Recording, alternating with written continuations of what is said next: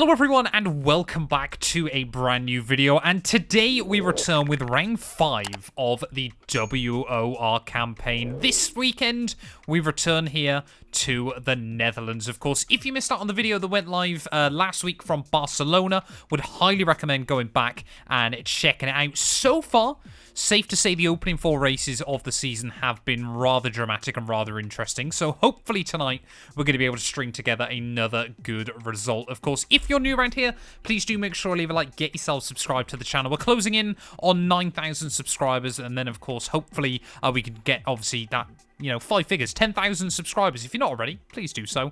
But yeah, let's get on with it though, and we'll join post-commentary Matt for the qualifying session.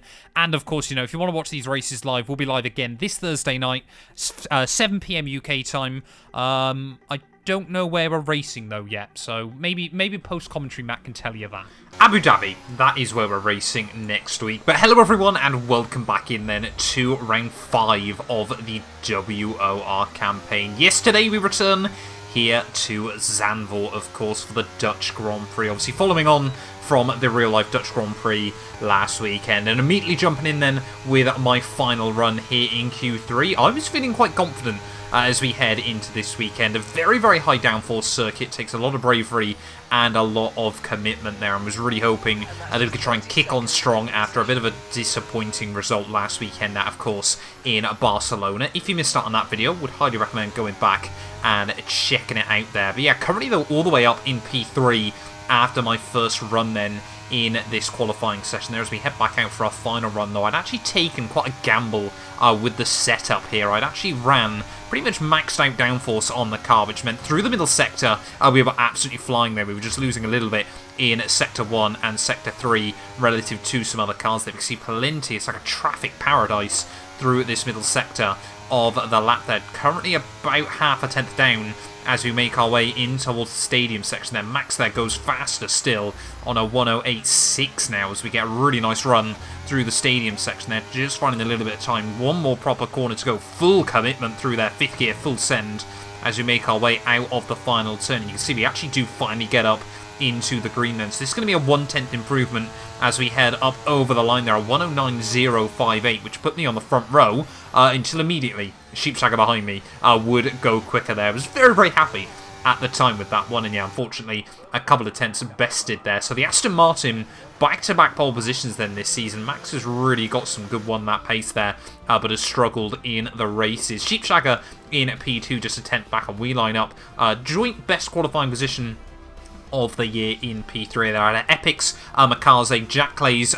Barry all the way down in 7th, Ekeland down in 9th place, though I was feeling confident as we get ready for the race, of course. Still in P3 in the championship as we head into this one, just a few points back behind our top 2 there. So hopefully today we can try and close in that gap, of course. We're almost at the halfway stage of the campaign, really hoping that obviously we can try and close in those points, of course. Consistency is definitely going to be key as we move into the second half of the season. But having a look then at our race strategy here tonight, you can see meant to be full cloudy conditions throughout the entirety of the event, so going to be very, very difficult to obviously try and manage the tyres, of course. Very, very high chance of a safety car here as well, but yeah, very, very loose on the tyres, so going to be interesting, going to be difficult. We'll obviously have to wait and see as to how we get on here, but I was just hoping obviously that we could get off to a clean getaway. Going to leave the car on this set of the mediums, of course, starting right towards the front of the field. We know how difficult it is to overtake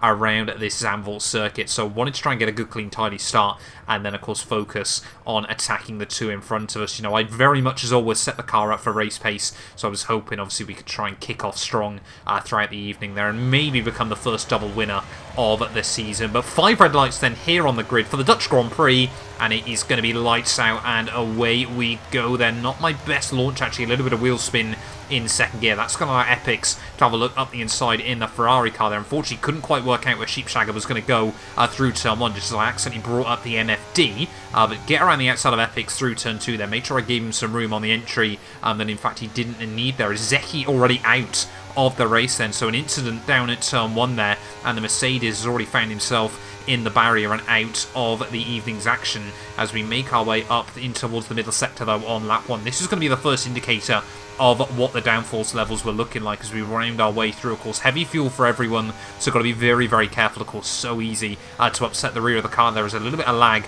between Max and Sheepshagger as we make our way through the hairpin. They're trying to get a good run off the corner, but almost do what I did in Saudi Arabia there. Epix is going to say thank you very much and move up then into P3. Mikaze as well, going to have a look down the inside on the hard compound tyres there. Just a tiny bit of contact between us as he corrects the slide there, and I did apologise to him after the race as well there. Just thought I was going to get underneath him, and yeah, unfortunately just upset him ever so slightly there. So as we make our way through the final corner here, Mikaze actually is going to get a little bit of a run on me as we head out over the start-finish line then. So you can see Max still leading the way though, Sheepshagger P2, and I'm actually going to allow Mikaze the run up the inside there, and I get tagged through turn 1. No idea who that was. I think it might have been Jack Clays that hit me at the first corner there. But yeah, tried to give Mikaze a bit of an easier move, of course, you know, after I just upset him through the final couple of corners of lap 1, and now he's going to be up into P4 then. So really not an ideal start here, dropping down 2 places on the opening lap of the GP as we make our way back up the hill though. Again, this is where we're going to see the car really come alive all evening long there as we try and get another good run through the next couple of corners. You can see Mikaze a little bit wide there. We don't want to get stuck behind the hard compound tyres, so we're going to go down the inside in towards the next couple of corners there, slot back in just ahead of him, and we're going to be back to P4 then. But already a 2-second gap opens up to our front runners here, so really not what we needed at the start of the race. But you can already see on lap 3 then, well, cloudy conditions have suddenly turned into rainy conditions here. Suddenly, we're almost getting vibes similar to the real-life Dutch Grand Prix from the weekend there. We can see Ekkeland trying to have a look down the inside at the first corner there. We're really going to try and pinch him through that first turn there and just about hang on to the position. Of course, like I said, the 2 I desperately wanted to beat tonight were going to be Ekkeland and a bit late Barry there, so fingers crossed we can try and stay ahead of him early on here. But instantly though, I was kind of just thinking, of course, as the virtual safety car gets brought out 1 lap later, obviously we're running high downforce than everyone else. This should really play into our hand throughout the course of the evening there. As by the end of lap 5, virtual safety car coming back away, and unfortunately they've really missed timing the restart. That's going to allow Ekkeland to really apply the pressure as we head back down towards turn 1. They're not quite confident on where the grip is going to be there, so Ekkeland's going to send it around the outside through turn 1. Obviously allows you a better run off the exit of the corner there, and fair play to him. Got around the outside of me there, fantastic little move, and we are back down then to P5 in this race. But like I said, you know, we were going to be running, you know, a little bit more downforce here. It was going to help us out, especially through the middle sector, but especially now, if the track is going to get damp there, we have really got a good setup for these intermediate conditions. So I was hoping this was going to play into our hand as the race goes on there. As we come to the end of lap 6, starting lap 7 here. We're actually going to get the DRS and a good run on Ekkeland as well there. So quite clearly, despite running 3, maybe 4 clicks of higher wing than anyone else there, we've still definitely got enough straight line speed to fight down the straights as well, which is super important around pretty much every track, of course, inside F1 23, just because of how powerful the DRS is. And you can see now on lap 7 a little bit of a wobble as we head through the middle sector. They're still trying to find what the grip levels are like, and now we're going to get a safety car in this race. So this was really now nip and tuck for a lot of drivers. You know, was the rain meant to continue getting worse and worse as the race continued, or were we just going to see some horrible slick conditions throughout the entirety of the afternoon there? You can see Sheepshagger and Max have really broken free at the front of the field. So team's saying then that he's going to be light rain conditions then for the foreseeable there. Mark actually saying he reckons we're better off staying on a set of the dry compound tyres. So my plan now actually is to see everyone else in front of me diving into the pit lane. We were going to box and try and go a set of hard tyres to the end of the GP then, as we make sure we get the car slowed down nice and tidily. Obviously no point risking picking up a penalty there. Sheepshagger and Max now have gone on to a set of the intermediate compounded tyres there. Ben's opted to stay out on a set of hards, so this is already then looking like some mixed strategies coming all up and down the field there. Epix has gone back out on another set of the mediums, so not quite too sure what his plan of action was throughout the rest of the afternoon there. But yeah, the team, like I said, reporting that the rain wasn't meant to get much worse, and pretty much immediately as I came out of the pit lane had then decided the rain was going to get worse. So by the end of lap 9, track was starting to get a little bit damper here. It was not really sure still who was going to have the upper hand, whether it was going to be the mediums or the intermediate compounded tyres there. As you can see, we get a nice water splodge right over Ekeland's car there, who decided he was going to stay out at the front of the field as well. Really, really making us wait as we round our way out of the final corner, but we've retimed the restart actually very, very nicely there as we head up over the start-finish line. Hopefully we're going to get a run on Epix as we head down in towards turn 1. He's going to try and look down the inside of Sheepshagger, though, through that first corner and almost drop it there. We have to try to avoid him and accidentally get a little bit of contact with Makaze again there. L's going to come out of nowhere in the Alpine and move up a position as well. There's Makaze having to brake once again to avoid him there, and that's put us into the gravel trap. And now you can see we're going to get tagged from Sam behind as well, so we're having an absolute nightmare of this restart. Beast is on the intermediates though, so we're going to get a good idea of what his pace is looking like as we make our way through the middle sector there. You can see Epix and Lixie as well, side by side, just a little bit further up the road there. But you can already see though, the intermediates definitely have not quite got the grip they need just yet, but they're getting there.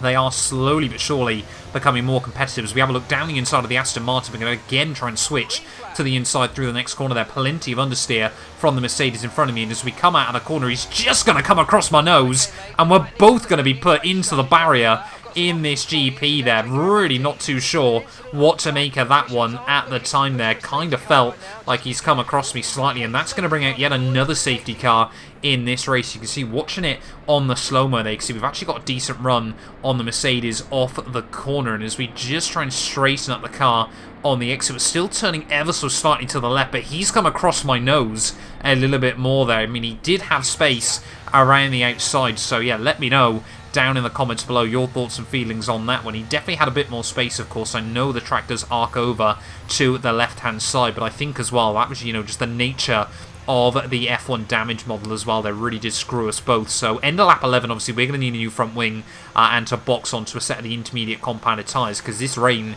is just getting heavier and heavier here. But we're going to be right now down at the rear of the field, P16 here. We actually had a full lobby of 20 cars for this race as well. First time this season, so hats off to everyone for getting in and racing tonight, despite the fact, you know, a lot of people aren't a fan of the Zandvoort circuit. But yeah, obviously because the safety cars come out once again, of course, we're going to have a chance to catch up to the rear of the field. And funnily enough, actually, because obviously we had to box then onto the intermediates, by the end of the next lap, when everyone else realised it was time, we'd actually gained places again. We were back up to P9 in all of this, so not quite Crashgate from 2008, but not much better from myself there. And you can see now by the end of lap 12, getting ready to go green flag racing, and once again then restarts tonight so far have not been my strong suit here, as I think it is still Max at the front of the field there. But as we round our way out the final corner, I didn't actually realise this at the time, but the Haas car there is on a set of the dry compound tyres. This is green flag racing once again then as we head out the final corner. Makazi's got a run on the Haas, Epix has got a run on him, I've got a run on the Ferrari there. We're almost 4 wide as we head down towards someone there, and I'm just going to get pinched down to the inside wall. Ekeland is going to make a 4-car overtake there. L's going to try and follow him through. We get around the Haas, only now have I realised he was actually on the set of the intermediate tyres, sorry, dry tyres, as we try and have a look round the outside of Epix through the hairpin there. But yeah, Ekeland, fantastic little move there, slicing his way through. Makaze has picked up a 5-second penalty, so not too sure what he's done off the restart there. And it's actually going to lag back as Epix is going to completely force me off the road. Makaze is going to say thank you very much there. McLaren and Jack Clays as well. Just behind me is Ben now, down to P12 there. Of course, we need a good result from him for the Constructors' Championship as well. But yeah, really, really crazy restart here. As once again, Jack trying to look around the outside there. He's going to send it down the inside into the hairpin. Hopefully we're going to be able to put the power down and get back around the outside of him off the corner, which we just about will. And we'll be able to get in front of him, ready for the next braking zone. They're just taking it nice and easy as we head down in towards the stadium. Really don't want to get gravel on the tyres at this stage, as we're still trying to find the grip there. As the Haas car, he'd taken a big old gamble there, and it has not paid off for him.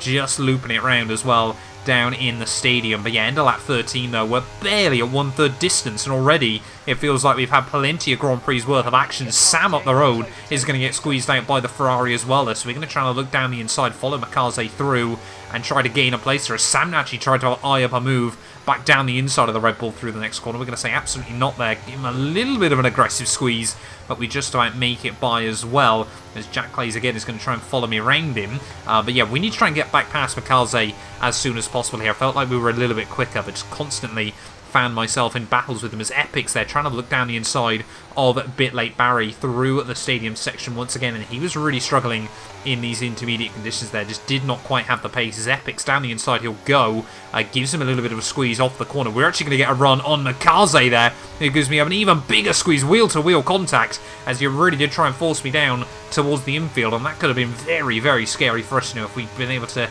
if we hadn't been able, to correct the snap oversteer there. But down at turn 1, Barry, I didn't realise he was on a set of hard tyres as well, so he's taken a big, big gamble here and just has not got the grip at the moment then, so apologies there. I didn't think he had the pace on the intermediates, but I never realised he was actually on a set of hard compound tyres. As round the outside of Mikaze will go up the hill, again trying to force me onto the grass there. Really does race hard, does Mikaze, but we're going to try and keep the car up the inside as we head in towards the next corner there, and down the hill will go. Nothing he can do on the outside there. Actually going to leave him a little bit vulnerable to Jack off the exit of the corner there as well, and now you can see a couple of laps later trying to apply the pressure to Epics as well then, so clearly our higher downforce was working well for me at the moment. We've got Beast in the Aston Martin as well, struggling just a little way up the road, but can we try and have a look around the outside of Epics down in towards the stadium there? We're actually going to brake a little bit early there, and that's going to throw him off completely, locks the rear, spins into me, and I have no idea how we got no damage in that moment. That should have absolutely been game-ending damage for us, but somehow we got away with it. Epics is going to loop it off the corner as well there, and once again we've found ourselves battling Mikaze in this race. But yeah, no idea how we got away with that one. How on earth we were able to continue on battling there, as we're going to have trying to instantly have a look around the outside of Mikaze in towards someone there, see if we can switch him back off the first corner, but decide to just slot in behind him for now there, as we get a little bit ragged on the exit once again. But hopefully we're going to be able to try and get a run up the hill. Like I said, it was really from about turn 2 all the way up until basically the final corner. Obviously we were going to have a bit of an advantage over the rest of the field there, and you see instantly trying to get on the battery, trying to get a run on Mikaze as we head up the hill, try and bait a move to the inside there, just back out, see if we can upset him and maybe get ourselves a nice easy overtake as we make our way through the next couple of corners here. You can see just how much more speed, how much more confidence we've got at the moment. Did consider diving it up the inside there, but he actually broke quite late into the next corner, and suddenly now Mikaze is going to be going slowly there, and Beast as well in front of me going slowly, and we have disconnected from the lobby at half distance here, so an absolute nightmare for us. No idea what that arrow code was, and it took me a good 5-10 minutes to get back into the race, and by the time we were finally back in, we were way down the order. We lost a good 6 laps. The AI pace is set to like 45. We were down to P12, a long old way back behind the front runners here, so really now it was a case of damage limitation in the second half of the afternoon here. You can see actually Nascar there down at turn 1 running into some issues. We'd actually lost the place. No, sorry, we were still ahead of Barry, who somehow was still out on that set of the hard compound tyres there. Jack's actually looped it around though, and we've obviously gained the place back there. So back into P11 then of the race we will go. So really at this point now, my mindset of course was just try and get back inside the top 10. Take any points away we can, of course. We learnt that in Saudi Arabia. Any points by the end of the year could be absolutely critical here. As end of 21, El now is actually going to retire, and that's going to bring out a safety car. So we have been given quite a big lifeline then late on in this race. So what we're going to do now is box actually onto a set of the intermediate compounded tyres, a fresh set of the Inters, to hopefully have a bit of a grip advantage in towards the end of the race here. But unfortunately, apparently there's a bit of a glitch with the safety cars here in Zandvoort. It doesn't happen every time, but as you're about to see, the strategy I had could have theoretically worked quite nicely for us, as we didn't even lose a place behind the safety car there, because Jack was so far behind me at this stage of the day. Unfortunately, what I hadn't factored in, there was the safety car coming out for one lap basically as a procession. Clearly Burnt Mylander's gone rogue, because end of 22, safety car was coming back in, despite the fact no one had caught it up. So really not quite sure how that works at the moment then. So anyone that had opted not to pit here was going to have a huge advantage in this Grand Prix, because of course effectively everyone was planning on obviously, grouping back up again, but that was not going to happen here. Safety car coming in at the end of lap 22, and originally I kind of thought, perhaps it was a bit of a bug, perhaps it was going to stay out an extra lap anyway, so we're actually going to dive it in onto a set of the soft compound tyres to try and see us through to the end of the Grand Prix, because of course track was drying out now, the rain had stopped, and it was only now that I realised how stupid a move that was, because yeah, the safety car is peeling back into the pit lane then. So we've kind of screwed ourselves there a little bit more, because now effectively we're going to be on the dry tyres, probably about 2-3 laps too early. But yeah, at this point of the day, of course, like I said, I was really just trying to pick up any points I could there. Looks, he's disconnected as well, so hopefully we're going to be able to get back past him before this race is over as well. There's Jack Clay's going to get me on pit exit, so we're going to get a good indicator over the next couple of laps of how much time we're losing to the McLaren car there. And you can see the first couple of laps, it really wasn't great for us. We lost a good 4 or 5 seconds, but slowly as the stint went on though, the gap was coming down less and less. As you can see, Sam now in the Alpha Tower is going to dive it up my inside through the next corner there. I actually thought it was Luke's at the time, so very, very lucky that I didn't turn across what I thought was an AI car. So yeah, we were lucky to dodge that one there. But you can see Blood Axe as well has made a bit of a mistake there at the end of 24, so we're actually going to gain the spot back over him. And really at this stage of the day, of course, we knew it was going to get back to dries there, as Sam 1 lap later is going to peel it into the pit lane there. Looks like Epix and Jasper have both had to dive it in as well. So my kind of basis late on then was just where we were going to come out relative to Jack by the end of this thing, you know, whether the strategy was going to completely screw me or whether we'd actually get a bit of a recovery out of it as well. There is Epix now, you can see on lap 26, really struggling to get heat into those medium compound tyres. Not sure why he went mediums with just 10 laps to go of the GP, but I'm not going to complain there as we do get back around the outside of the Ferrari car. And you can see now Jasper about a second up the road then, as Jack Clay's now with a penalty and the gap's starting to come down as we get to the end of lap 27 here. So really now just trying to make sure that we're recovering any places. And to be honest, once Jack's dived into the pit lane here, we could still be on for P7 tonight, and 6 points at the end of the night. It's not a bad job there, as DRS has been re-enabled now, so we're going to try and get back on that as early as we can. Jasper's going to go defensive in the Nascar there and actually decide better of it as we head down in towards turn 1 there. Braking on the wet stuff, though, going to be very, very sketchy through turn 1, but we get the car slowed down, give him a little bit of a squeeze on the exit, but make sure we give him the room there, and good wheel-to-wheel racing as well, as we just about able to squeeze him out through turn 3 there. But yeah, late on in the day, though, you can see Jack now has come back out of the pit lane, but he's still a good 10-15 seconds back here, and with a 3-second penalty. So really our battle between now and the end was going to be with Ekeland and Jasper there. As yeah, Ekeland actually picking up some front wing damage, so had to box again before the end of the race there. Jasper down at turn 1 there is going to get back past me, so we're hopefully going to try and defend there. And I mean, yeah, with Barry way down the order as well, Ekeland now behind me in this race, despite everything that has gone on here. We have still got a fighting chance late on in the day. You see Jasper a little bit of a mistake, so we're going to say thank you very much and get back around the outside of him there. Hopefully he can try and slow Ekeland down, even if it's just a lap for me. But you see, by the end of lap 31 there, both of them are going to try and get a run on me at the final corner. And I have to go defensive on the run back in towards turn 1 there. But Ekeland, huge straight line speed there, and he's going to wave goodbye. Much fresher, softer tyres than myself, and he's going to get both of us, 2 for the price of 1, down at turn 1 there, and moves himself back up then into P6 of this race. So good job done by him late on in the afternoon. And yeah, really from there though, in the last couple of laps, we're not going to be able to match the Alfa Romeo there. You can see a 4-second lead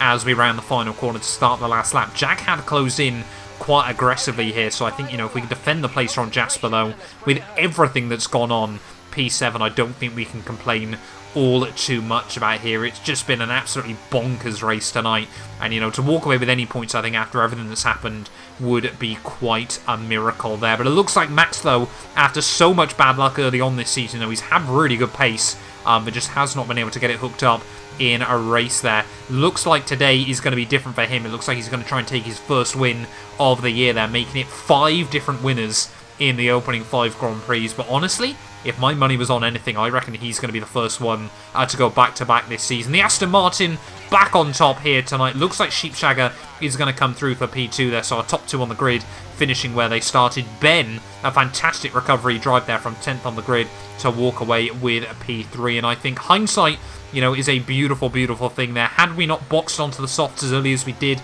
I reckon we could have probably beaten Ekeland as well, but anything more than that, with anything that went on tonight, I don't think we can be too disappointed with us. Rounding our way through the final corner, it's going to be P7 then here in Zandvoort for the Dutch Grand Prix. Honestly, you know, at the halfway stage of the race, I would have absolutely taken that there. Able to hang on by just a 1/10 of a second over Jasper come the checkered flag. And that means having a look at our championship standings. Of course, there could still be some penalties that change things up there. But Barry still in the lead on 63 points there. Ekelund 4 points back now on 59. We're on 51.